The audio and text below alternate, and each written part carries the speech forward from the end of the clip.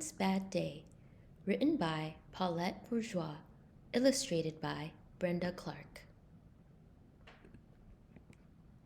Franklin loved to play outside in winter. He could skate forwards and backwards. He liked to catch snowflakes on his tongue and make angels in the snow.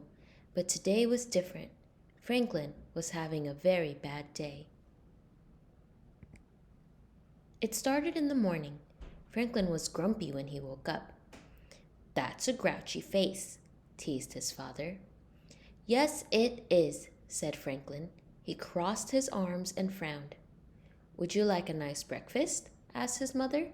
"No," said Franklin.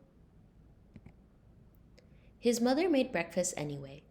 Franklin stared out the window. Heavy gray clouds pushed across the sky. "It's even a bad day outside," grumbled Franklin. He picked at his food. For the rest of the morning, nothing went right. Franklin knocked over his juice and broke his favorite cup. He couldn't find his marbles, and the last piece of his puzzle was missing. Franklin slammed the door and stomped his feet.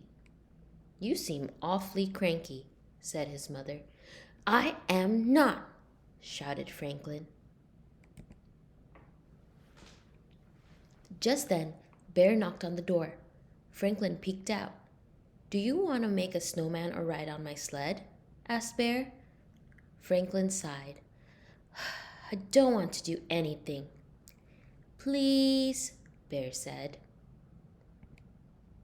"Fresh air will do you good," said his parents. "Out you go with Bear." They handed Franklin his hat and mittens. Franklin pouted as he bundled up and went outside. The two friends walked along the path near Otter's house. "Let's ask Otter to come," said Bear. Franklin gave Bear a puzzled look. "Oh, I forgot," said Bear sadly. "Otter moved away yesterday."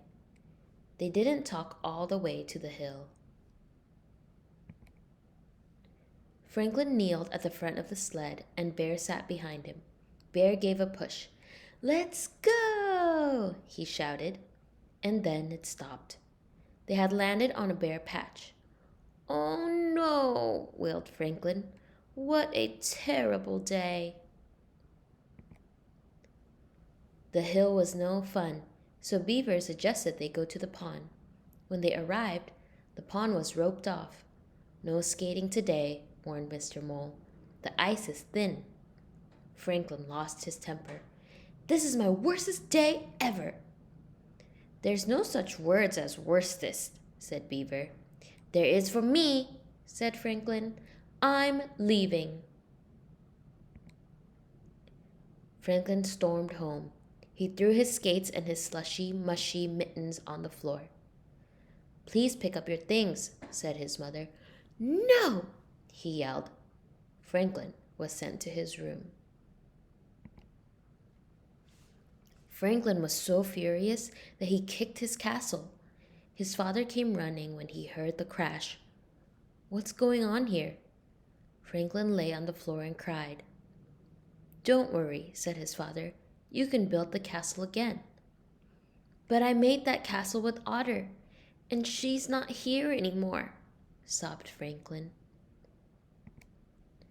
"Oh, now I understand," said Franklin's father. "You're mad and sad because your friend moved away." Franklin nodded. "And you miss her a lot," his father said. "Yes," agreed Franklin in a small voice. They hugged each other for a long time. "Otter and I did lots of things together," said Franklin. "Now we can't." "You can still be friends," said Franklin's father. "You can share your feelings by calling or writing." Franklin thought for a moment.